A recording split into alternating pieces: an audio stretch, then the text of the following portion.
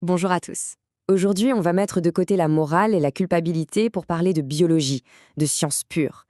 On va décortiquer ensemble ce qui se passe vraiment dans le cerveau face à la pornographie, pour comprendre le mécanisme de l'addiction. Voilà les questions que beaucoup se posent. Et si la volonté seule ne suffit pas, ce n'est pas un hasard. C'est qu'on ne regarde pas le problème sous le bon angle. La réponse, en fait, elle n'est pas dans la force de caractère, mais bien dans notre neurochimie. Et cette phrase résume tout. C'est essentiel de recadrer les choses. On ne parle pas d'un défaut moral, mais d'un processus biologique bien réel. Notre circuit à récompense, qui est là pour nous aider à survivre, s'est tout simplement fait détourner. Comprendre ce piratage, c'est la toute première étape pour pouvoir reprendre les commandes. Alors, pour y voir clair, on va procéder en 4 temps. D'abord, on va regarder comment fonctionne le circuit de la récompense, en temps normal. Ensuite, comment ce système se fait pirater. Puis, on verra comment ça nous entraîne dans une spirale. Et surtout, on terminera sur une note d'espoir, comment il est possible de recabler son cerveau. Ok, première étape. Pour comprendre le piratage, il faut d'abord comprendre le système d'origine. Et pour ça, on va utiliser une métaphore assez simple. Imaginez le cerveau comme une forêt et nos habitudes comme des sentiers qu'on y trace. Au cœur de ce système, il y a la dopamine. On dit souvent que c'est la molécule du plaisir, mais c'est un peu un raccourci. C'est surtout la molécule de la motivation. Son rôle, c'est de fonctionner comme un marque-page pour le cerveau. Elle lui dit « Hey, cette action que tu viens de faire, manger, voir des amis, c'est super important pour ta survie. N'oublie pas de la refaire. » Et c'est comme ça que notre cerveau apprend. C'est un processus naturel. Chaque fois qu'on a un comportement sain, vital, une petite dose de dopamine est libérée. Et dans notre forêt neuronale, un petit sentier se creuse un peu plus. Plus on l'emprunte, plus il devient facile d'accès. C'est progressif, c'est équilibré. Mais voilà, cet équilibre délicat est sur le point d'être complètement bouleversé.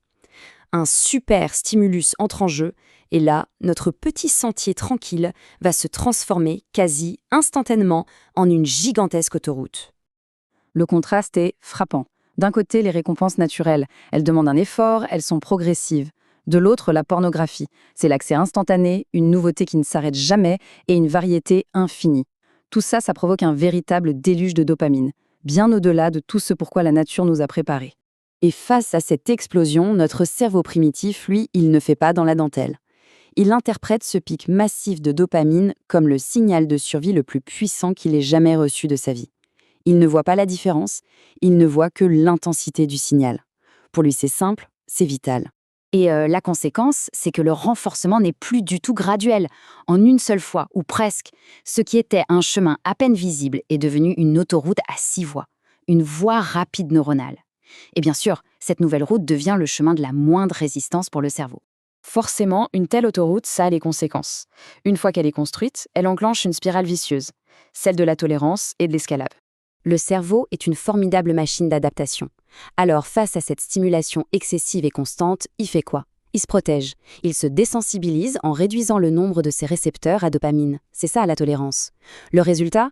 Les activités qui, avant, procuraient du plaisir, passer du temps avec des proches, un bon repas, un projet, tout ça paraît fade. Pour ressentir la même chose, il faut une dose plus forte, plus nouvelle, plus intense. C'est l'escalade. Alors on pourrait se dire que c'est la fin, que l'autoroute est là pour de bon. Mais non, absolument pas. Et c'est là qu'entre en jeu l'un des concepts les plus puissants et les plus porteurs d'espoir de toutes les neurosciences, la neuroplasticité. Ok, la mauvaise nouvelle, c'est que cette autoroute est devenue la réponse automatique, le réflexe du cerveau face à l'ennui, au stress, à la solitude. C'est le subconscient qui pilote.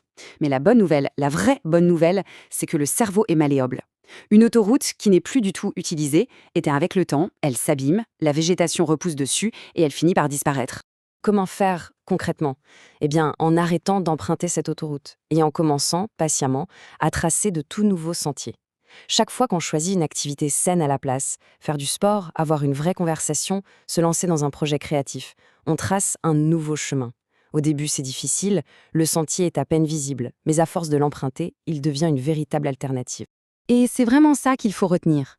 Le combat, ce n'est pas contre une soi-disant faiblesse ou un manque de volonté. C'est un projet de rééducation du cerveau. Il s'agit de comprendre sa propre biologie pour pouvoir l'utiliser à son avantage en laissant l'ancienne autoroute retourner à la nature et en créant de nouveaux chemins, bien plus sains et bien plus enrichissants. La connaissance, c'est vraiment le premier pas vers le changement.